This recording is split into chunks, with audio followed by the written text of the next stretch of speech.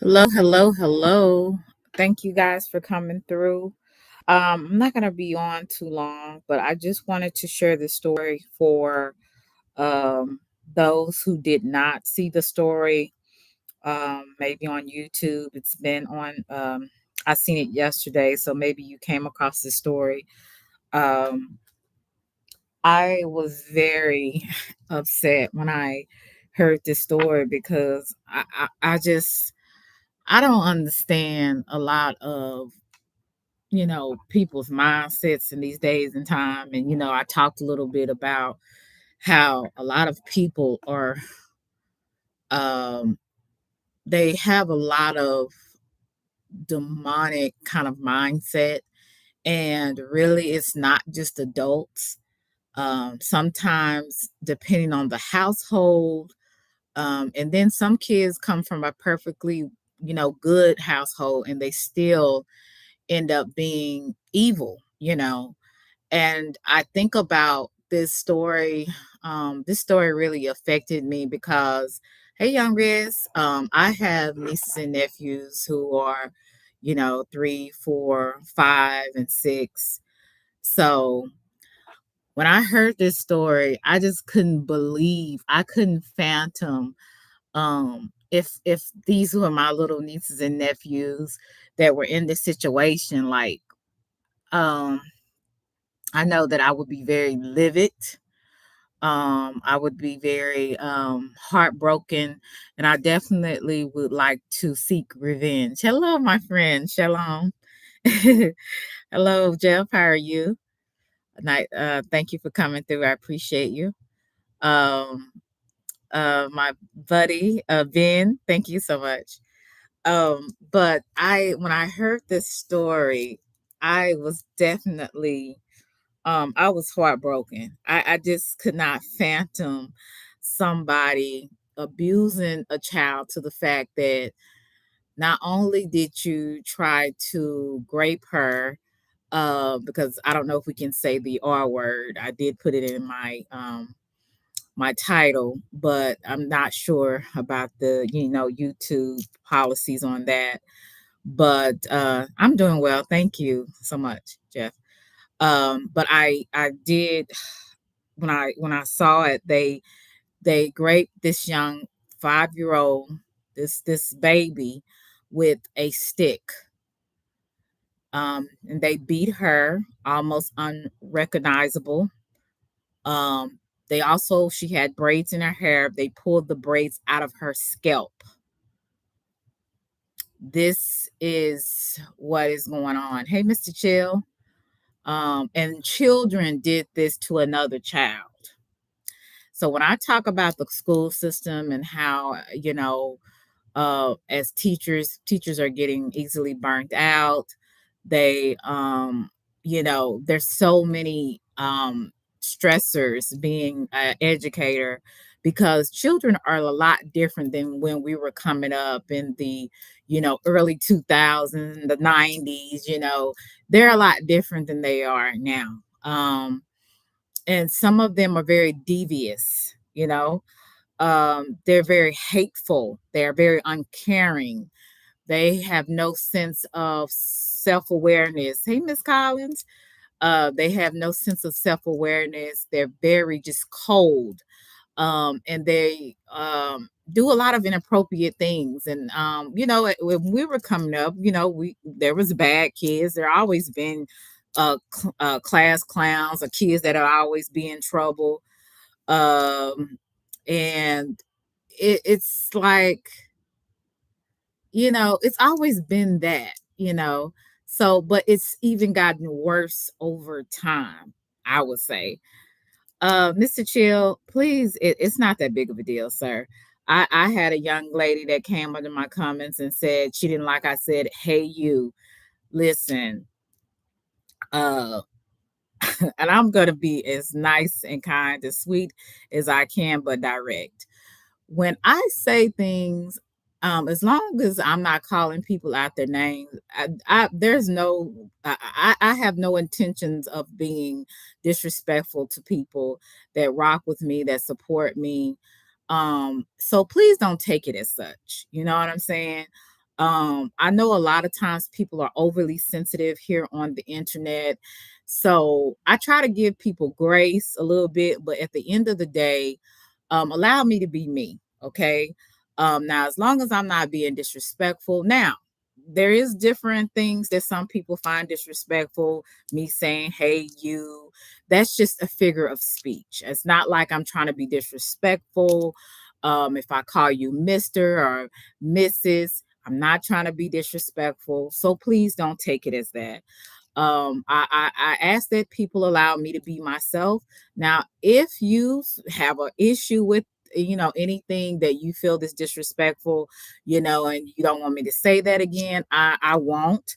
But I think a lot of times people are just really too sensitive. And I'm just going to be honest with you.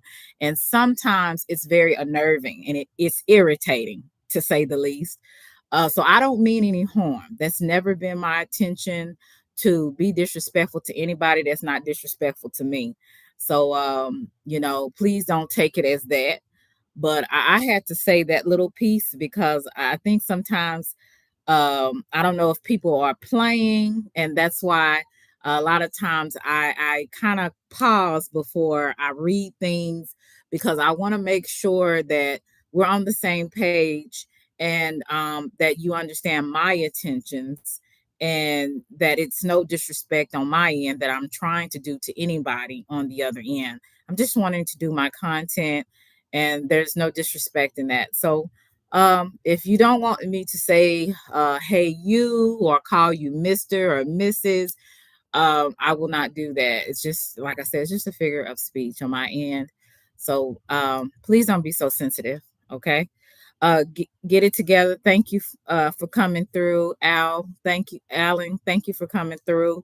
So I'll try to treat people the way they want to be treated, but you got to understand, a lot of the times, because of my personality, me being from the South, I don't mean no harm. If I ain't calling you out your name, if I ain't calling you a B, or if I ain't calling you a hoe, I don't find it disrespectful. But if it's disrespectful to you, I will not say it.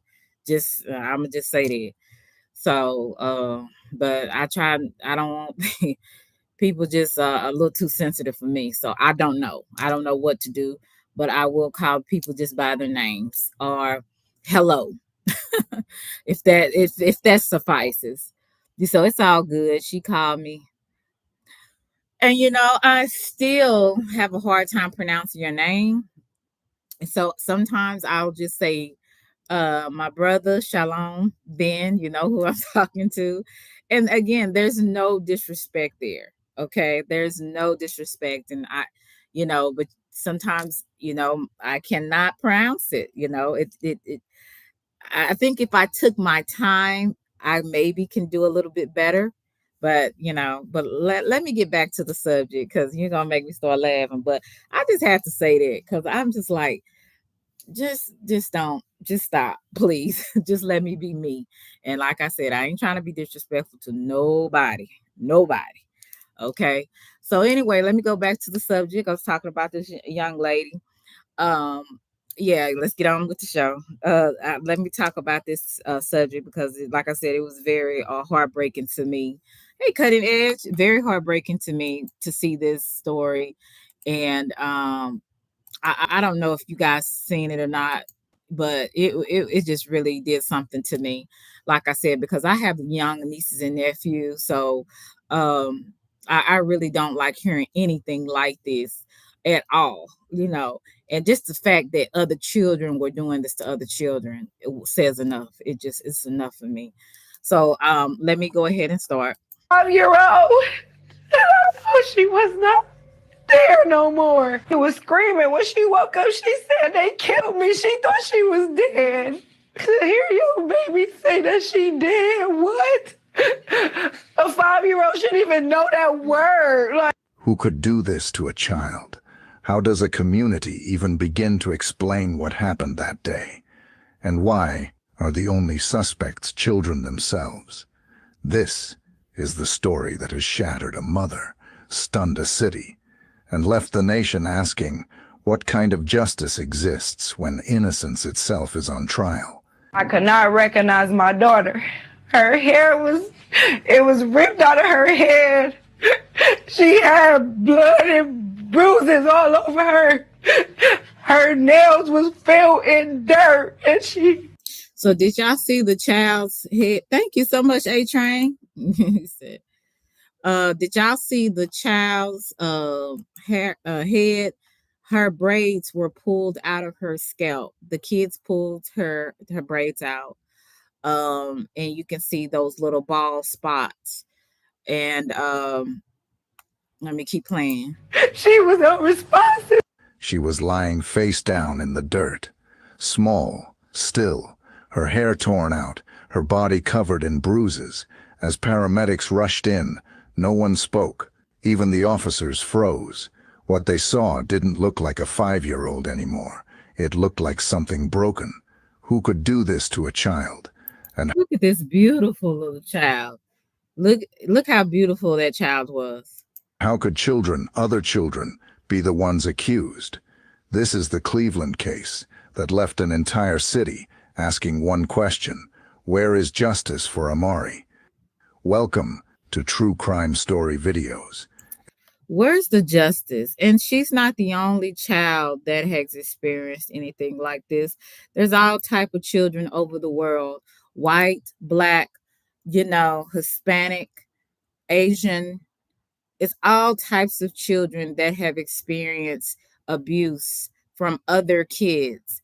You hear more kids molesting other children, beating other children, even raping other children. What is going on? What are these kids seeing to think that this is okay? Is it in the music? Is it in the video games? Is it something that the kids are left to their own devices, on watching YouTube or watching different social media outlets? What is taking these kids' minds to make them feel like something like this would be okay to do to another little child? Now, the other two children are a lot older than the baby. She was 5 years old. So it was two older kids, and I think they're both, all three of them are below 12, but the other two, I believe, were 9 and 11, I believe. But they will clarify it more on this video, but of their ages. I'm just wondering, what are these children? What is affecting these children to make this kind of behavior acceptable? She say things that she never said before. Before the sirens, before the screams, there was just a little girl named Amari, 5 years old. Bright smile, loved dolls, dancing, and her mother's hugs. She lived with her mom, Antavia, a young mother doing her best in Cleveland, Ohio. The two were close, the kind of bond you can feel just by watching them. Every morning started with a laugh. Every night ended with an "I love you." But on September 13th, that rhythm broke. Antavia had to go for a medical appointment. Nothing big, so she left Amari with someone she trusted, a relative. It was supposed to be safe. It was supposed to be family.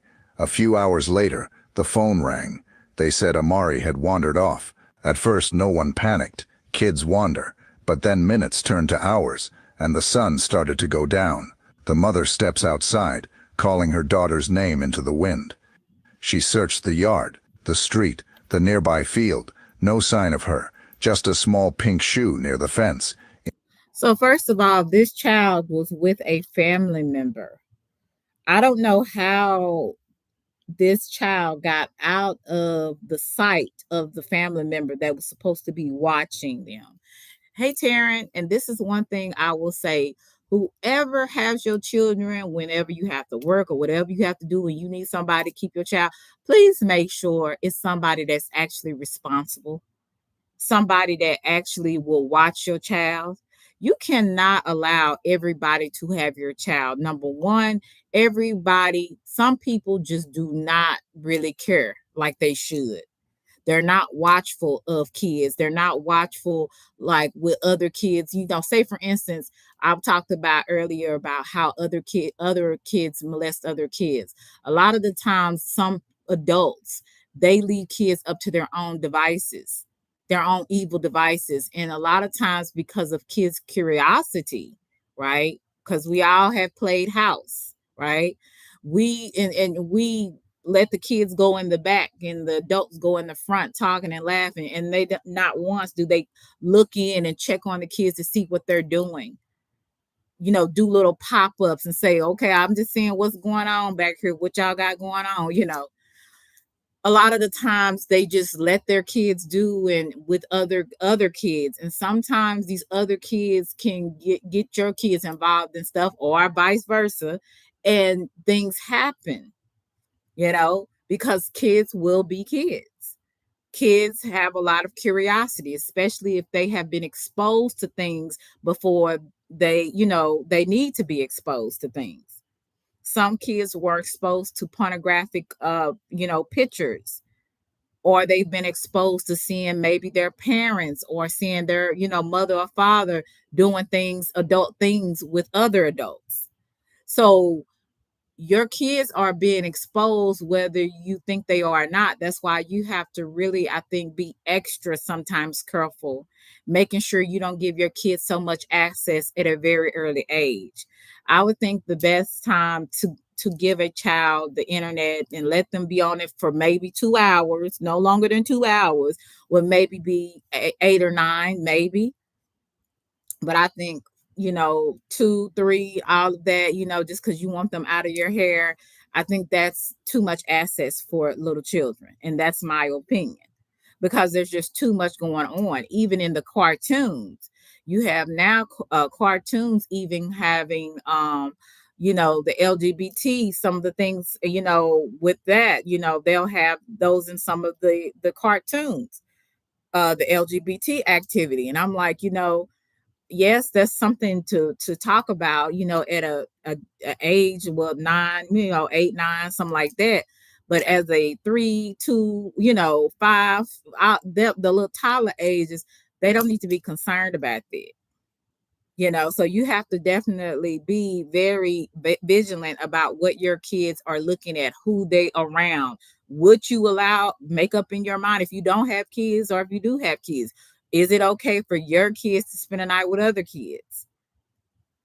My grandmother didn't really like me spending the night, and my dad didn't either, spend a night with other kids, because unless he actually knew the parents. And that was very rare that I was able to spend a night, and even you have to be careful about even some relatives, because sometimes you have nasty, aunts and uncles, big cousins that do things to little children, so you have to be just very vigilant, very cautious of who is around your children. And I know we can't protect children from everything, but we can do our best to make sure that they are protected, because you cannot trust everybody, even your family. And that's unfortunate. In that moment, something inside Antavia broke, Hey, a mother's Bobo. instinct whispering the truth before anyone else would say it out loud. Something terrible had happened to her little girl. From that night forward, this quiet neighborhood would never sound the same again, because sometimes evil doesn't come from strangers in the dark. Sometimes it comes from children playing right next door. It started like any normal day. September 13th, warm air, late afternoon sun. Amari was at a family member's home, a place that was supposed to be safe. Her mom, Antavia, thought it was just for a few hours, one small favor while she handled a medical checkup. She never imagined that by sunset, she'd be racing toward a nightmare. Neighbors remember seeing Amari outside, playing near the side yard, laughing, and then she was gone. At first, the family thought she had just wandered off, maybe followed other kids, maybe hiding, but something about the silence didn't feel right. They called out, "Amari," no answer. They searched the front, the back, the street, nothing. When the mother's phone rang, her heart sank before she even picked up. She knew something was wrong. She raced home, calling her daughter's name the whole way. By then the search had spread. Neighbors joined in. People checked their yards, their porches, the nearby field, a patch of overgrown grass behind a row of old houses. Someone shouted. A voice cracked through the evening air. I found something. What they found was a shoe, small. Can you imagine looking for your child everywhere in fields, in around houses, looking at asking everybody around the neighborhood, "Have you seen my child?" And you know, and being frantic, being afraid. You don't know who has your child. Is your child okay? Is your child dead? Can you imagine the terrifying feeling of losing your child? Not knowing where she is, and then someone says, "I found something," and it's a shoe. It's your child's shoe. What can you? I want you guys, if you can you phantom anything like that? I know for me, my heart would just drop. That is probably one of the most terrifying experiences that this woman will have in her entire life. I'll just say one because this world is crazy. You just never know. That is a terrifying feeling. Is my child dead? Is my child okay? What happened to my child? You know, so there's all types of things that's going through this young mother's head. First of all, I would have been so I guess I would be so trying to find my child, I would have to wait to be upset later on with that family member that I entrusted my child with. I would just be trying to find out who has my baby and is my baby okay? Is my baby alive? That's what I would be. That would be my mindset at the time. All pink, torn. Amari's mother ran toward the field, screaming her name, every step heavier than the last. And then she saw her. She was lying face down, half covered in grass and dirt, her body bruised, her hair pulled out, her tiny hands stiff with mud. Paramedics were called. Police arrived within minutes. But the damage was already done. In that moment, Cleveland froze. A mother held her broken child, and a question echoed louder than the sirens. Who could do this to a 5-year-old? This wasn't the work of a stranger in the night. Police would soon learn the hardest truth of all. The ones accused were children themselves. The sun had already disappeared behind the Cleveland rooftops, but no one went inside. Not the officers, not the neighbors, and not Aunt Tavia, the mother who refused to leave her daughter's side. By 8 p.m., flashing lights painted the whole street red and blue. People stood on porches, whispering prayers. The sound of sirens mixed with the sound of heartbreak. Police searched the field again and again, scanning every inch with flashlights. They found pieces, tiny clues scattered in the dirt, a hair tie, a scrap of pink fabric, footprints too small to belong to any adult. Neighbors joined the search, their flashlights shaking as they moved through the grass. Some refused to believe it, others couldn't stop crying. Everyone wanted to help, but no one could fix what was already broken. They tried to calm her, but how do you calm a mother who just saw her child like that? Look at this child. Look at this child. This beautiful baby. Look at all of those wires from a head, out of a nose. This is a terrifying world with terrifying people. And see, this is what I was talking about, how it's so many demons in human form. They're adults, they're old, they're middle aged, they're even children. What would possess a child, two other children to do something like this to a baby, a 5-year-old baby? And like I said, this happens to all different cultures. It's not just the African Americans, it's all over. The innocence of a child in this day and time is very rare. Children usually in this day and time lose their innocence very early. They're exposed to so much due to the internet. They're exposed to so much because of their upbringing, their parents or their guardians exposing them to things that they shouldn't know as a little child. Most of these kids come into this world and it's already just it's just a devastating situation because sometimes these kids are brought into some really bad homes. People that didn't have love themselves and bringing in other children. people that are using substance abuse and bringing babies in the world, people that are mentally ill and bringing babies in the world, people that are just uh, emotionally unstable to the point they couldn't uh, even be functional to have a decent relationship and raise a child, constantly having children. This is what the world is bringing in. And these children sometimes don't even have a fight. They're already defeated even before they're born. But this child was supposed to be in the care of a family member that was supposed to be looking out for her. And children are very curious. The child could have slipped out of the house and because she wanted someone to play with, and she found two children that she thought were just children, but these children had other things on their mind. Not only did they rip the braids out of this child's head where her scalp was bleeding, they got a stick and they raped her with the stick. They also beat her. Her eyes were bloody, lips were bloody. Her whole face, like I said at the beginning, was unrecognizable. She kept asking the same question again and again. Who did this to my baby? Detectives promised answers. But the truth was harder than anyone could prepare for. Within hours, they knocked on doors, talked to neighbors, asked who was nearby, who last saw Amari alive. Some said they saw her with other kids, young boys from down the street, 8, maybe 9 years old, laughing, playing, running toward the field. It didn't make sense. How could children be suspects in something like this? By midnight, the story had already spread online. People were angry, afraid, and confused. Dozens of neighbors gathered, candles in hand. They prayed, they cried, and they waited for answers that would change everything.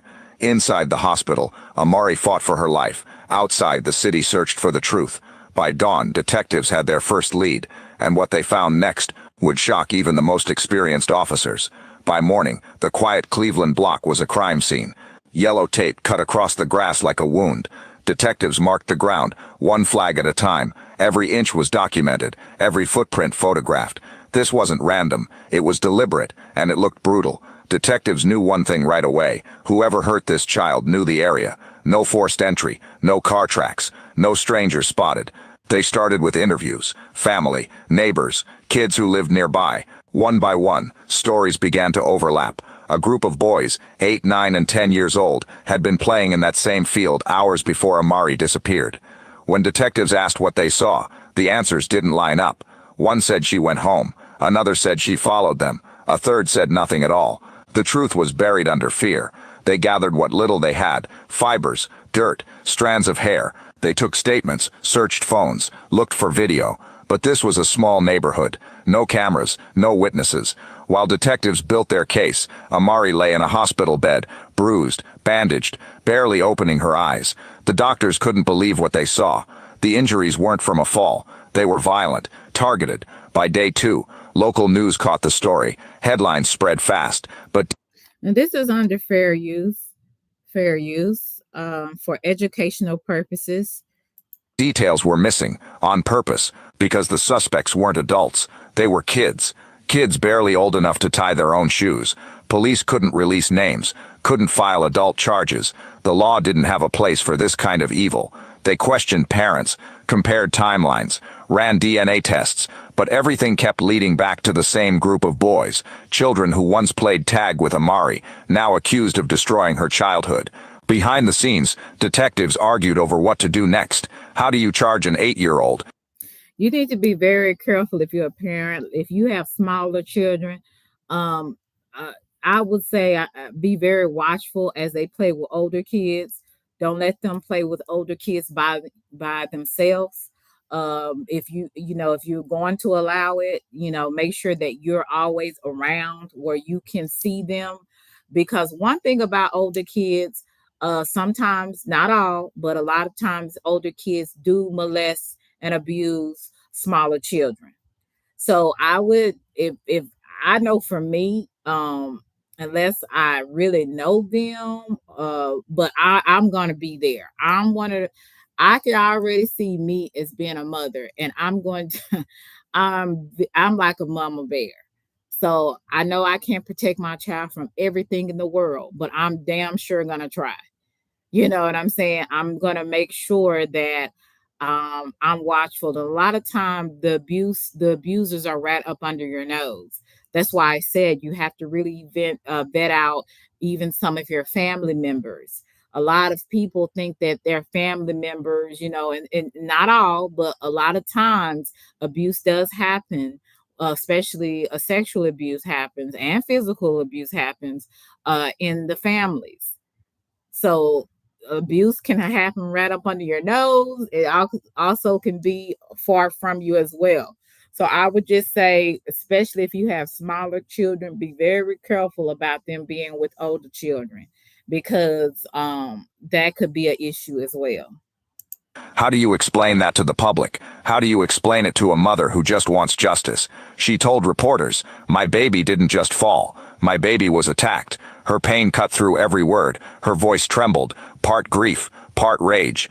And yes, the details were too graphic to release. But with the suspects so young, the law tied their hands. No arrests, no mugshots, just paperwork, and a mother who felt the system had turned its back on her. For detectives, it was the kind of case that haunts you. For Antavia, it was the kind of wound that never heals. Days passed, the field was cleared, the cameras left, but the questions didn't stop. Everyone wanted justice. No one knew how to find it. And just when the story seemed to fade, a new voice online brought it roaring back, a mother who refused to stay silent. Days after the field was cleared, Cleveland was still whispering, but one woman refused to be quiet. "My baby didn't deserve this. My baby was 5, and they did nothing." It started with one post, a cry for help, and within hours, it became a movement. The story of a little girl, broken and bruised, now echoed across the country. For weeks the police had stayed silent. No charges, no names, no justice. Reporters tried to reach investigators. Officials said, "We can't comment. The suspects are minors." But for a grieving mother, that answer wasn't enough. She demanded answers. She begged the city to look again, to treat her daughter like she mattered. Then came the twist. One detective leaked part of a report. It confirmed what many had feared. The suspects weren't men. They were kids, 3 boys ages 8, 9, and 10. They lived nearby. They played in the same streets. And on that September 8, 9, and 10 with a 5-year-old girl. 8, 9, and 10. I thought it was 2, so it ended up being 3. So you have older boys around a 5-year-old girl. And again, she got away from whoever family member she was with and went outside, I guess, to play because she has played with these boys before. And nothing happened before that from my understanding. So this was the first time that was reported that this has happened to her. What would make them 3 boys do something like that to a little girl that they was playing with just maybe a couple of days before? And some of these people want to say, "Oh, when I call some of these kids demons," and you want to say, "Oh, that's not true. They're just kids." Not anymore. See, when I was coming up, we were just kids. We had some type of innocence, some type of, we still was kids. Most of us wasn't trying to grow up too fast. Now these kids are coming out of the womb, being able to get on the iPad, and they are so much more advanced than we'll ever be in our generation of millennials, right? So you have basically children having children, and then their grandparents trying to be kids too. So you have toxic generation after another toxic generation, bringing in more children and more toxic situations. And then they become toxic people. Kids in this day and time, they know too much too early. Period. When I tell you some of the stories at at the junior high school that I work at in the middle school, I'm not exaggerating. It's some real stuff going on. And a lot of times these kids are coming from bad homes, but some of these kids are coming from foster care because their parents have been unfit, seen to be unfit, to take care of them. So they go into the foster care system and they're in different homes where they're just a check. So not only did they come from unlove, they're in a home that's also unloving as well. Then you got to go to a school system where you got to follow rules. So that's hard because they're used to doing what they want to do. Because the child, the CPS, they say, oh, you can't discipline the kids, and if you do any little thing, hey, you're gonna be in trouble with CPS. So you have all these children out here that are basically they're in trouble. They're in trouble. So I don't know where these kids, what their upbringing was, but coming from what I'm hearing, what they did to their child, it couldn't have been a good one. But this is what we are dealing with, and some parents, they cry because it's like, I can't do anything. I'm at my wit's end. I don't know what to do with my child. Well, if you don't know what to do, I definitely don't know what to do. That's your child. You brought that into the world. So, I mean, I can only do what I can do. But see, I always say teaching and discipline starts at a very young age. You can't start to discipline kids, I would say, after a certain age, because they're not going to listen to you.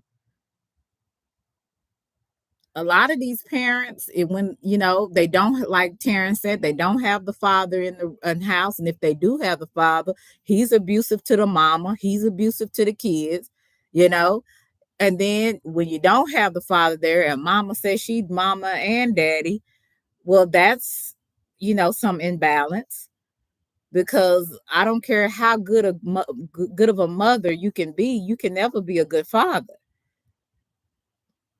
You just can't. Right? So our homes are messed up. The system that had the foster care system is messed up. We in some trouble. I'm gonna say in the next 5 to 10 years, you're gonna hear unfortunately a lot more things like this having to do with children, because kids in this day, their mind is gone. And there is some good kids, but I always say this, like good people, they're few and far in between. So if you are a parent or a guardian or a mentor, and you feel like there's some type of hope for a child, that you can still reach a child, please do. The kids that I come in contact with, I always try to encourage them. I always try to talk to them respectfully.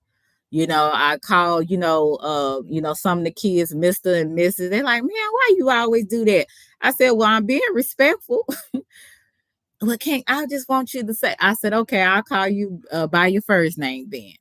I said, but I always try to be respectful and show them, some type of, uh, regard, good regard towards them and respect towards them, to let them know you are going to be a young man one day. You are going to be, you are a young man. You're a young lady. So I try to install confidence in kids and really try to talk to them and really kind of see where they are and how can I help you to make, show you how to make different decisions, better decisions, because you can't always go in with your fist or want to fight. How can you be able to do problem solving? Those are the things that some of these kids are missing at home, because sometimes mama have to work 2 jobs.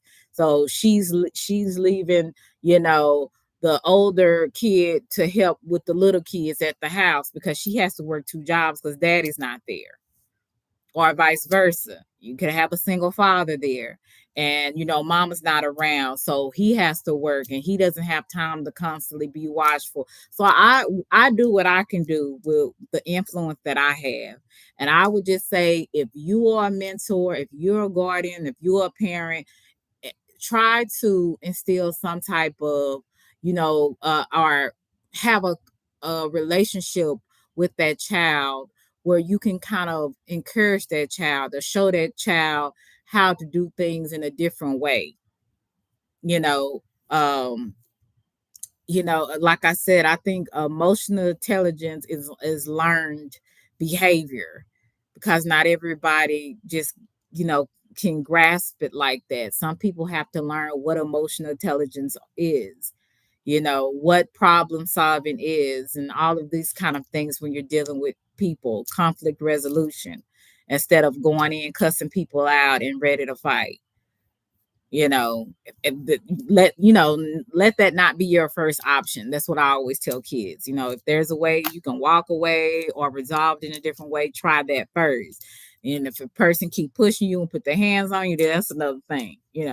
But I would say, be very watchful of your children, and if you can be able to help somebody else's child that may need help them as well.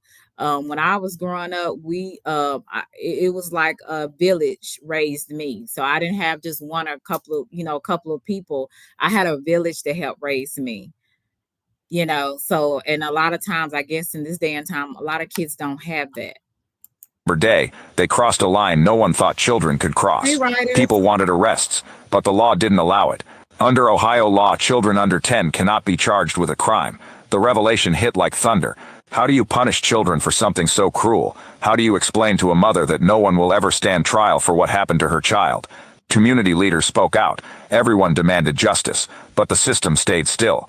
Behind those doors, investigators wrapped up their files. No charges, no hearings, just a case marked closed, no criminal jurisdiction. For Antavia, that wasn't an ending, it was betrayal. She said, they took her childhood, they took her voice, and now the law says it doesn't matter because they're young. People listened, they cried, they donated. The story reached national news, but still, nothing changed. The twist wasn't that the suspects were children. The twist was that the system was too. This wasn't just a crime scene anymore. It was a mirror, showing how fragile justice can be when the victims are small, and the truth even smaller. By the end of that week, one thing was clear. There would be no courtroom, no sentencing, and no closure. Just questions that refused to fade. In the weeks that followed, Cleveland wasn't just grieving, it was guessing. Everyone had a theory. Everyone had an opinion, and no one had peace. Some believed the boys acted out of cruelty, saying they mimicked what they'd seen in violent homes or online. Others believed there was more to it, that maybe they weren't alone, that maybe someone older was there too. Neighbors whispered about a backyard where the kids often gathered, about rough games that turned darker, about things no one wanted to believe a child could do. But every rumor led to the same dead end. No proof, no witnesses, no justice. Police held one briefing, short, cautious, and cold. They repeated the same line. This is an active juvenile matter. Details cannot be shared. To the mother, it sounded like another way to say nothing. She told reporters, if those were my child's hands that did this, I'd still want answers. Accountability shouldn't have an age. But what does justice look like when the suspects are 8 years old? When they don't even understand what prison is? When the law says they're too young to face it? Some experts said therapy, not punishment. Others said reform laws must change. And then there were those who said, this wasn't just a case, it was a symptom of something deeper. They asked, what happens when kids grow up seeing violence instead of love? When parents are fighting their own battles? When systems fail before children even learn right from wrong? Those questions echoed through Cleveland and beyond. Because this wasn't just one mother's nightmare, it was every parent's fear. But TV anchors called it the case too shocking to prosecute. Social media called it proof that the system is broken. But inside the precinct, detectives had stopped talking. The file was sealed. The case was frozen in time. Some still believe there's more to the story. That one of the older kids knows the full truth, but is too scared to speak. That something happened out there in that field. That's still being hidden. Maybe it was I'm gonna be honest with y'all. I was talking to a friend last night, and I said, when I say, hey, Action, hey, Miss V, Hey Ryan, when I saw it, I'm gonna be honest with you. I said some things, boy. I can't repeat on here because I don't want want y'all thinking I'm a terrible person, but I was like, oh my God. Oh, if I could get my hands on those kids, because I'm like, there's just no way. There's no way that those those children would be alive. I'm sorry. But then I have to think, that's I would be taking myself away from my child, and my child needs me right now. But it would take Jesus, Mark, Luke, and John, and Matthew to keep me away from those children that did that to my child. I just could not. It would take God Almighty. I just could not. That is so devastating. And think about the effects this child is going to have to deal with growing up. This will always be with this child. Always. These evil children did this to this baby. And what really just infuriated me, it made me so mad because I thought about my little nieces and nephews. And I said, oh my God, it would take so much for me not to want to get to those kids. So much. So my heart and prayers are going out to that mother and her. I prayed for them last night, and I will continue to pray for them because I couldn't even fathom what that mama's feel. I couldn't fathom what that little girl feel. I know they said the little girl woke up screaming, and she was like, am I dead yet? She was screaming and crying. And I'm just like, oh Lord. I couldn't do it. I just said, oh my God. Whew, this was a mess. With a mother wanting justice. She says her 5-year-old daughter was beaten, abused, and traumatized. I'm Katie Houston. And I'm Damon Maloney. We first learned about this after receiving multiple phone calls and emails about a Facebook post detailing the violent attack. News 5's Nadine Abusada sat down with that mother who wants everyone, Nadine, to know what happened to her daughter. Katie, Damon, we want to warn those that are watching that what you're about to hear and see may be graphic and disturbing as a mother demands answers and justice for her daughter. She a mini you. Yeah, she literally will crack you up. Like, she's so proper, the way she talks, everything about her is just like bubbly. When talking about her 5-year-old daughter, and Tavia Kinnebrew lights up. She is very, very affectionate. But sadly, that joyful spirit It was horrible. is broken. The bubbly 5-year-old, and I know she was not there no more. We're not naming the child or showing her face because she is a minor. But this horrific story begins on September 13th. And Tavia says she left her 5-year-old daughter at a family member's house. Then she got a call. Her daughter was missing. When she arrived, the little girl was already in an ambulance. I could not recognize my daughter. Her hair was ripped out of her head. She had blood and bruises all over her.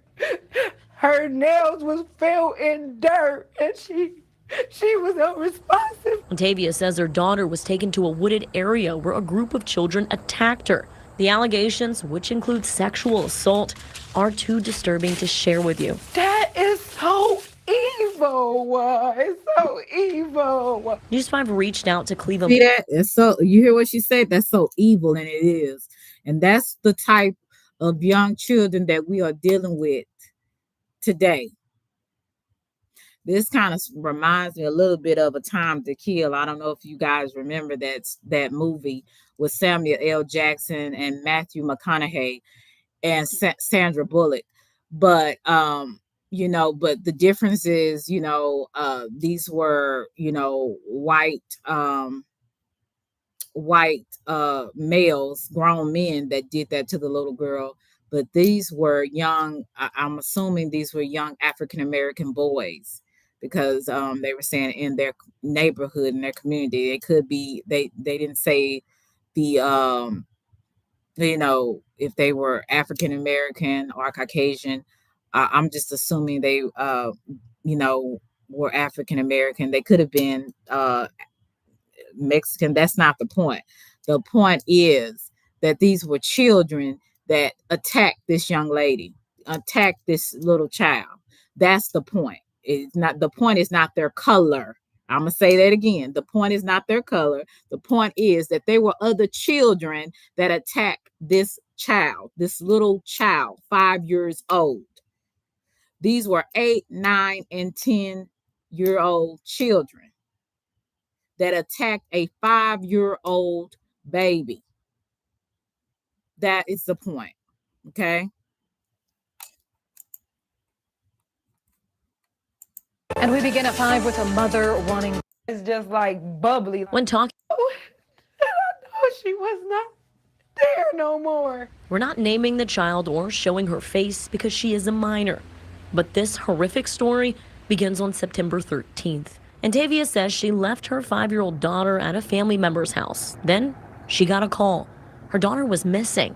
When she arrived, the little girl was already in an ambulance. I could not recognize my daughter. Her hair was ripped out of her head. She had blood and bruises all over her. Her nails was filled in dirt, and she was unresponsive. Tavia says her daughter was taken to a wooded area where a group of children attacked her. The allegations, which include sexual assault, are too disturbing to share with you. That is so evil. It's so evil. News 5 reached out to Cleveland police regarding this incident. What can you tell me about this investigation involving a 5-year-old allegedly being assaulted? It is an active investigation that the Cleveland Division of Police is conducting at this time. In a statement, the department confirmed that the Sex Crimes and Child Abuse Unit is actively investigating a case involving multiple children under the age of 10, both as victims and as suspects. And we have to protect the rights that the victims have, just as well as the suspects in these cases. And Tavia says her daughter spent about a week in the hospital. The moment she opened her eyes, She was screaming. When she woke up, she said, "They killed me." She thought she was dead. the memories came flooding back. To hear your baby say that she dead, what? A 5-year-old shouldn't even know that word. Like, How is she now? she's struggling mentally and behaviorally. She say things that she never said before. More violent, more suicidal things. She says now Lord. her focus is on just 2 things: making sure her daughter heals and getting justice. You posted about it. Why? Why did you want to speak out regarding what happened to your daughter? Because I needed justice for my daughter. So when you say justice, what does that look like? Everybody involved in the pain that was inflicted on my daughter, they get what they deserve. As of now, no charges have been filed in this case, and Cleveland police reiterate that it is still under investigation. For Tavia, she has legal representation, and she plans to keep fighting until she gets justice. Damon, Katie, truly a heartbreaking story. Nadine, disturbing to hear, and we know you'll continue to follow through as police continue to work through the case and try and get some answers for this family. Thank you very much. This is really heartbreaking for them. Have not yet filing charges. I don't even understand that. That's just ridiculous. You have who you need. It's time to file some charges. And I'm like the mother. I will keep fighting until something happens. But let me find something, because I thought they did have the kids in custody, and they were going to file. You said this comment says, if you cannot charge the kids, who did this charge their parents? That's what charge their parents. Hell yeah, somebody's getting charged. Somebody's going to have to get charged for this.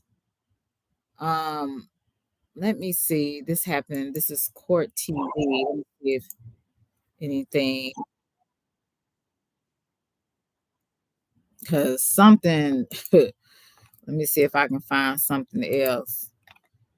Cause yeah, I would be just like mama. I'm down there every day. What y'all gonna do? You know, talking to my lawyer. The most part, but it is a lot of kids that's down there on that other end. It's just disturbing to know that it's kids that's on my street that's young enough to know to do stuff like that. I'm going to warn you, this is a tough one. This is, I don't know if we've seen anything like this to this degree.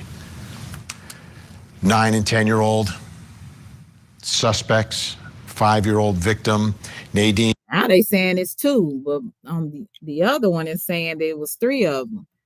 So now it's 2 suspects. Abusada from Scripps News Group has the story. She a mini you. Yeah. She literally recognized my daughter. Her hair. Can you tell me about this investigation involving a 5-year-old allegedly being assaulted? It is an active investigation that the Cleveland Division of Police is conducting at this time. In a statement, the department confirmed that the sex crimes and The 9 and 10-year-old. 1 count of attempted murder. Okay, so now they got it. 10-year-old. Oh, wait a minute. It's a 10-year-old girl. I'm thinking it's boys. 10-year-old girl and a 9-year-old boy are charged. 1 count of attempted murder, 4 counts of rape, okay, 2 counts of felonious assault, 1 count of kidnapping, 1 count of strangulation. Oh my God. So it's a 10-year-old girl and a 9-year-old boy. Okay. 4 counts of rape, 2 counts of felonious assault, 1 count of kidnapping, 1 count of strangulation. Okay, Lori, what do we do with the 9 and 10-year-old? You want to talk to the lawyer or you want to talk to the mom? Because there are 2 different opinions going on in my side of my head right now. I mean, as a mom, I would like to bury these children. I would like to lock them away. Facts. And I'm with her on that. Cause see, mama come out at me and I baby, oh Lord, I can't tell you what I said yesterday. I cannot tell you that. And I would like to never see them again. As a lawyer, they are children. They would hopefully be able to be rehabilitated. So, I mean, it's juvenile court. They go into juvenile court and then hopefully get the treatment and help that they need. I have no words for this. This is the worst thing. You know, I keep saying this is the worst thing I've seen on my videos. I keep saying that. And then, you know, Satan comes in and moves the bar a little bit higher. And this is horrendous. There are no words for this. I don't know if you can rehabilitate kids like that. I would hope that you could. Defense attorney in me says, let's try. But the mom in me says those kids need to be locked away in a mental institution at best. That part. Now, what is y'all opinions on that? What is y'all opinions on that? Do y'all say it's jealousy? The girl so the 10-year-old girl, I thought it was 3 boys at first, but now they haven't narrowed down to a girl and a boy, and this is one of the most recent ones. This was 3 days ago. So it could have been the little girl jealous of the little 5-year-old, which is crazy as it is, you know, crazy as hell. But they are children, so they have a childlike mind with the demonic mind as well. You said, CC, where did they learn this violent behavior? I wonder if they know the severity of what they did. Probably not. Probably not. Yeah, Taryn. Thank you so much, Chill. The hair told it when they ripped the braids out of the hair. I get, you know, that would have that should have put in my mind it could have been a girl, because girls do that kind of stuff. I remember when I used to fight, and one of my aunts would tell me to always make sure I protect my face and my hair, because she said that's what girls go to. And you're right, Taryn. Her hair, her braids were ripped out of her head, out of her scalp. So that does scream to me there was some jealousy there of a 5-year-old kid. These kids are really mentally disturbed, and that is the truth. For a very long time. Yeah, I mean, I think they can only hold them until they're 21, Allie, in juvenile court. This thing's not getting waived up to adult court. 9 and 10 years old, not happening. Usually in Ohio, it's like 14 is the age. What do we do, Allie? Yeah. You know, this first, I mean, I echo what everybody else is saying, thinking. I can not think of anything more atrocious than what we've just heard and seen. But, you know, a case like this with perpetrators that are 9 and 10 years old puts the criminal justice system, the juvenile justice system, in a really difficult position, right? You know, this is a terrible act of violence, sexual violence against a little girl. But we're also talking about 2 children themselves whose brains are not fully developed, and who, it kind of begs the question, what has been happening to these 2 children in their home or in their environment that they even know how to perpetrate or could even conceive of perpetrating these types of acts of violence? And so what do you think is happening in these kids' homes for them to portray such violence? For them to portray so much evil? What do you think that's actually happening in that home, in their homes? I don't know if they're brothers, sisters, cousins. I don't know. We don't know that yet. What is happening in these children's home to make them do this to this 5-year-old little girl? I told you earlier, these kids are coming from some atrocious households. I'm going to be honest with you. Some things you probably have never even experienced, even as an adult. Right?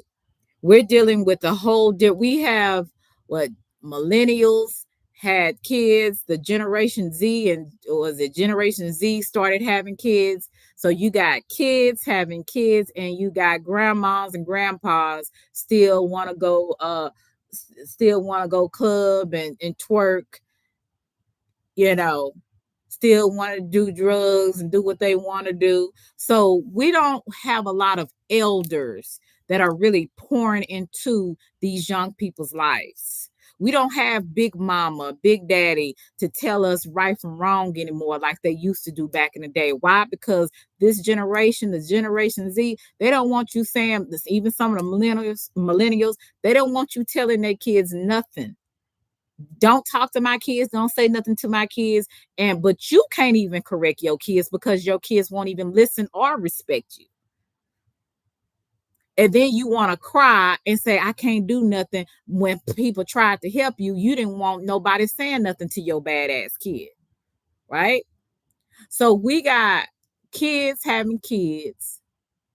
We got people that have no family structure. We don't have elders anymore. We got elders on here. That's an example. Showing a pom pom. Acting a fool on here, twerking at 50 and 60 years old. We don't have big mama and big daddy no more to pour into our life. We don't have elders anymore that we can actually respect and listen and get wisdom from like we used to back in the day. We got older people being old fools. So they definitely can't teach your child nothing because they don't know nothing besides being a fool. We see that when we turn on YouTube. And these same people have the nerve to have children. And their children have children. So there you go. What a messed up generation we have. We've got 3 children here who are in crisis. My heart breaks for that mom, for this little girl who's never going to be the same. And at the same time, I have to think about the parents of the 2 children who perpetrated this kind of horrific violence on another child. What is going on? And the difficult part is going to be to hold them accountable for their violent acts, but also make sure that the best interests of all of these children are served. It's tough. Bless her heart. My heart goes out to her because I know if I was her, like I told you, y'all, I would be so angry. I would try to just be there for my child and hold my child and love my child, pray for my child, pray over my child. But I would also have to pray because I would be so angry. I would want to be violent towards those children. And we do have to understand, even as evil as hell as these kids are, they are still children and their minds are undeveloped. So that's where my logic comes in, right? But let's just keep it real. This is some kind of stuff right here that makes you want to forget logic. If this was your child, if this was your grandchild or your niece and nephew, and somebody took your 5-year-old niece or your nephew, took them in a field, not only raped them, but beat them, tore their hair out of their scalp, beat them so bloody, their lips and their eyes is full of blood. I just can, I have a righteous anger, because my anger is because this injustice that was done to this little girl. And what I'm thinking in my mind, and I'm going to be honest with you, God, where were you?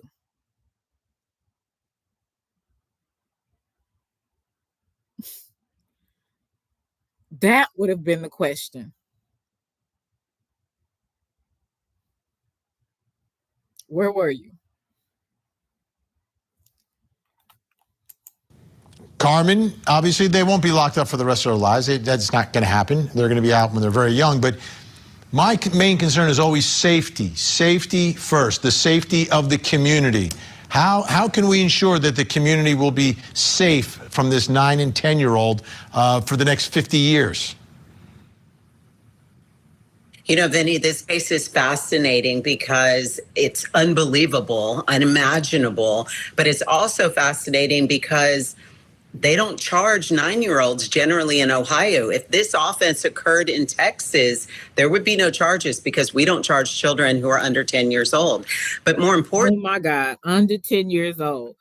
That is something to think about. In Texas, they don't charge kids under 10 years old. Fair use. This is Court TV. You think about it, like, how do we establish competency for a 9-year-old and a 10-year-old? How do we hold them responsible? And does the juvenile justice system in any state, but in Ohio as well, have the ability to even handle this matter? And obviously everyone wants justice. They want help for these kids. They want to see some sort of consequences, rehabilitation, counseling, all the things. But can that happen inside this facility? And as we watch this, we're going to learn for the first time what you do with a 9-year-old who may or may not even know right from wrong, much less be able to establish competency to go forward and be heard on charges. Yeah, I don't think, the element of punishment here, you can talk about it, and I understand it from the mom's perspective, wanting justice. Then I'd look at the reality of it. We know that they're not going to be, we know that they're coming back into society. We know that they are damaged already. And I'm wondering if our system needs a little bit of a redo in how to do this and how to protect society at the same time that you are trying to some level of accountability, but and making them as, I'm not going to say better, because they're not going to be, I don't think this 9 and 10-year-old can be completely healed because there's something terribly wrong there, but get them to the point where they may be able to be with other people in society. This is so difficult. This is one that's right. Where were the adults, Miss V? Did nobody hear this child hollering? Did nobody hear this child yelling on the? Because I'm pretty sure the child was yelling at the top of her lungs. Bless her heart. As you know, didn't nobody hear? See, a lot of the times, especially in the hood, we got a culture where it's no snitch or no snitching or don't get involved if it ain't none of your business. That's the kind of culture that some people have, especially in the hoods, in the, in the poverty-stricken places, or, in the ghettos or whatever you want to call it. It's people just don't want to get involved with nothing. But I'm like this, little old me, I don't care. If I see a child being harmed, I'm gonna do my best, whatever it takes to get help for that child. I mean, even if it ain't none of my business, I do it at school. These kids be trying to fight. I already get in the way. I separate the kids because I can already sense it's going to go down. And I do what I need to do as an educator, as an adult. You know, it's some adults, they'll see two kids about to fight and they're edging it on. Some of these people are really sick in the head. That's why these kids, they really are just, they just damaged, they just messed up before they even start life fully, because the people that they're around. It's just, you know, they can't help it because sometimes it's their family. But you know, some adults will even edge on kids fighting. You know, you'll see stuff like that. So I don't know. I just know that this is a heartbreaking, and this is not just this story. It's a lot of other stories that may not even hit the news. You know what I'm saying? There's a lot of other stories that will never hit the news. They will never hit mainstream, and you'll never find out about them, but they're happening every day because you have so many mentally disturbed and emotionally disturbed children. And they take it out on other children that are happy, little innocent children. She's walking around here with her pretty little braids. She's walking around here and being a kid, laughing, smiling. And here these monsters. Taryn, I don't know how to drop the link on this you know, this platform here. This is not StreamYard, so I don't know how to do it. And when I tried to do it before, it was dropping the link to the live stream and not to someone coming up. So I'm not sure how to do this. Maybe you can help me with that one day, but I don't know. I don't know how to do it. So I've seen people get on here before YouTube live and have people up, but I just don't know how to do it. But I wish I could, because I probably should have did it on StreamYard, but I wanted to get other crowds to come through and maybe view my channel.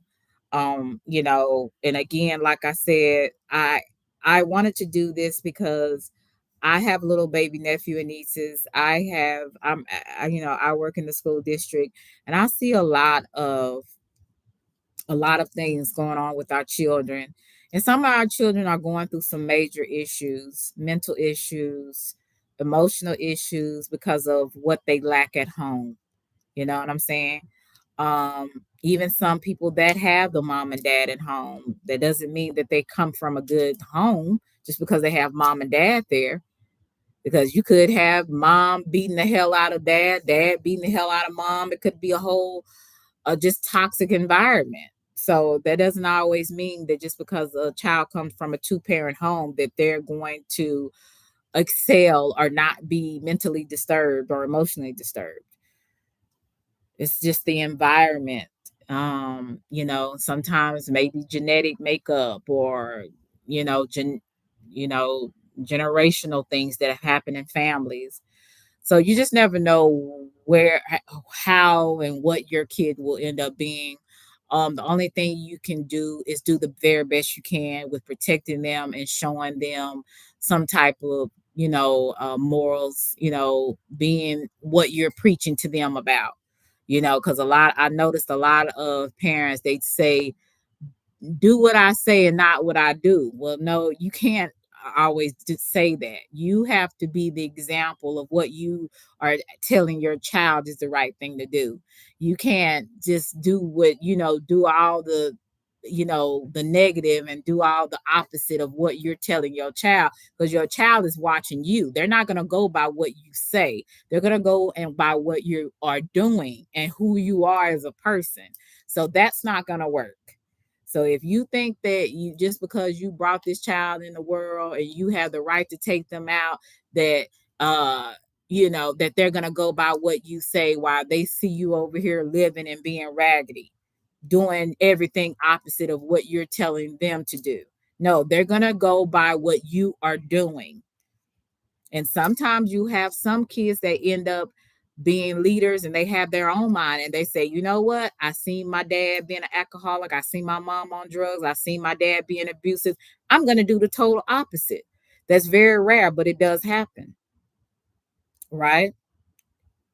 But, it's, I was one of those kids. I seen certain things and I said, you know what? I'm going to do the total opposite than what I seen. Even though I came from a relatively good family, every family has their dysfunction. Every family has their generational curses. It's up to you to break them. You say, here's the new equation. Lesbian couples are among the most DV cases right now. I wouldn't doubt it. You have two emotional females in the house that may have their cycles around the same time. Somebody it's gonna be some violence. That's why I said you gotta have a balance. As women, we can be very emotional and very aggressive when we get emotional as well. So especially on that time of the month. So I mean, I'm not making making a joke out of it, but it's true, it's real, and I have heard of a lot of alternative, lifestyles. They have a lot of DV cases just like the heterosexuals. So either way, you're gonna have some issues somewhere. Unless you with someone that is mentally stable and y'all can be able to, coexist and be able to, handle conflicts a little different. But it's always something, you know. So I'm gonna play a little bit of this and then I'm going to exit out. If you guys can help me reach the rest of my goal, I need 3 more super chats if possible. I appreciate those that gave those 2. But if you can, please help me to get to my 5, if possible, for you to do. But I'm gonna play a little bit more of this and then I'm going to get on out of here. I think stumps our system and stumps the host of the show tonight, Lori. I think it's extremely difficult. And I was first looking at this story. You run the gamut of the emotions on it as an attorney, and what kind of system that we have that can take care of this. And you said a reboot to the system. I don't know that we have a system in place at all for dealing with this. And there are other kids that were involved in this that were younger that are not being charged. Wow. So those kids are still out there and they're not being punished, which goes to her, I want justice. And I just don't know that you'll get it in the way that she wants it. Big thank you, Carmen Rowe, Ali Benevento, Lori Murray. Okay. So we heard about that. So the 2 kids are arrested. Because at first I'm like, what y'all finna, y'all ain't gonna do nothing, I'm getting upset. But yeah, let me see. Thank you. And thank you so much. Somebody sent me a Cash App. I don't know if you want me to say your name, so I'm not going to, because I don't want to be disrespectful to anyone. But I appreciate you so much for giving me that Cash App. Thank you so much. You know who you are. Let me see. I appreciate you.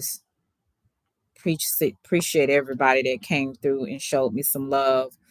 You said Ohio got a big PDF problem though. Oh, okay. I don't know too much about Cleveland, sorry, Ohio. Thank you so much. Yeah. Make sure I heart that. But yeah, I don't know too much about Cleveland. I'm gonna be honest with you. I just know right now my heart is just really it's really hurting for that child and that mama. Oh my God. My heart just hurts. I really struggled doing this live stream because like I said, when you have little children in your family, for somebody to take their innocence like that, it's just, maybe their innocence was taken away from them at an early age. I'm not sure. But it still don't give them an excuse. But, some kids don't know no better. They really don't. They really don't. Some kids don't know no better, and some kids do, So we just have to pray. Those that believe in prayer, please pray for this mother and this baby girl. I mean, I would even pray that hopefully these kids can, because hopefully these kids can be one day a decent human being, or maybe they can recover. Um, I'm not sure what type of, because I'm not a psychiatrist, what type of help or therapy that they might need. But I know for the 5-year-old, she definitely needs to go into therapy, counseling, so that, when she grows up, she can be a little bit well adjusted, or, she can be able to deal with this trauma in a healthier way, because a lot of the time that's why so many people run to drugs and alcohol and sex and anything that people overdo. They run to it so that they don't have to deal with that trauma, but unfortunately that trauma never goes away. You just learn to deal with it differently. You learn to deal with it either in a healthy way or an unhealthy way. So my prayers go out to to really everybody, in the situation. But I do, even though I pray that these kids get the help they need, I do pray that they get justice and that they are put away for a while. Um, because they are very disturbed human beings. Guys, just look around. It is evil. It's just like it's good as evil. So please be very careful of who is around your kids. Be careful what you do in front of your kids. If not, if you ain't got nothing else from what I say, be careful what you do in front of your kids. Be careful who you allow around your kids, and make sure you watch who your kids interact with. Like, a lot of times kids want to have sleepovers, or they want to do things with different kids. Make sure you know who their parents are.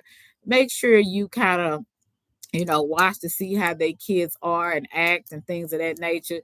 Kids can put on the front, just like anybody else, but just be very watchful. You know what I'm saying?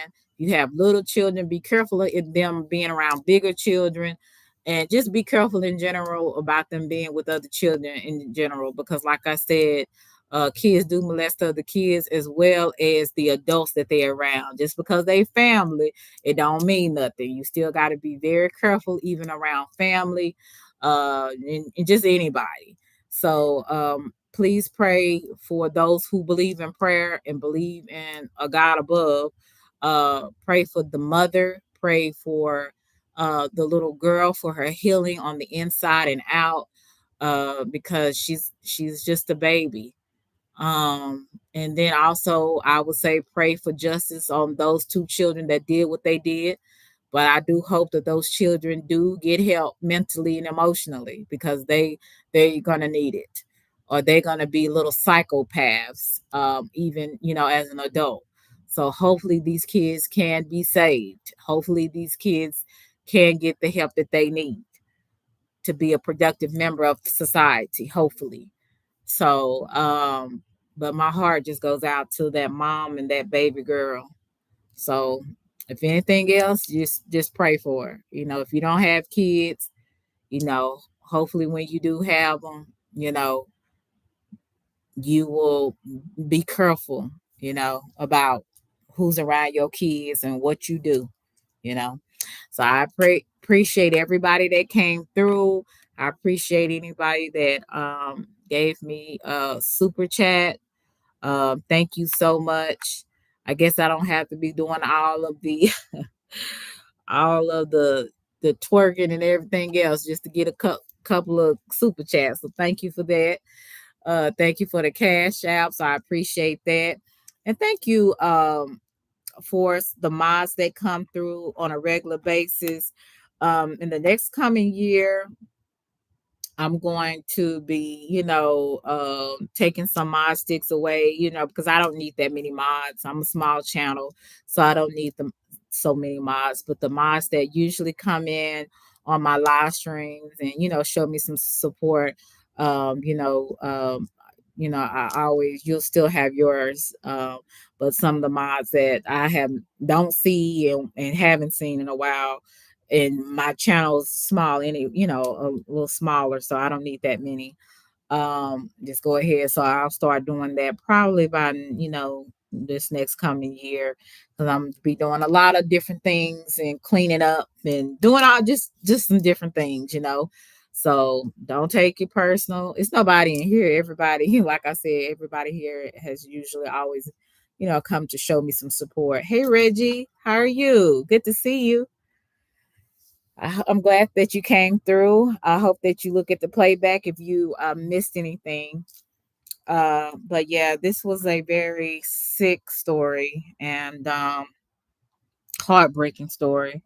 And like I say, just be careful who is around your kids. That's the moral of the story. And take care of your children. And it's more than buying shoes and clothes and making sure they get their hair done. It's more to being a parent. It's more than being a true guardian. So just like I said, just be careful. Love y'all to Reese's Pieces. I will talk to you guys later. And make sure if you come through, double tap the screen 2 times, and so that I can get my likes up. And I appreciate you for coming through. And again, today I didn't mean to offend anyone. I just, sometimes I'll say exactly how I feel. I don't mean no harm. So that's why I say if you get offended, or something, like I say, I can only be me. So, and that's exactly who I'm gonna be. But I don't mean to offend or be disrespectful to anyone. Y'all have a great day. Talk to y'all later. Bye.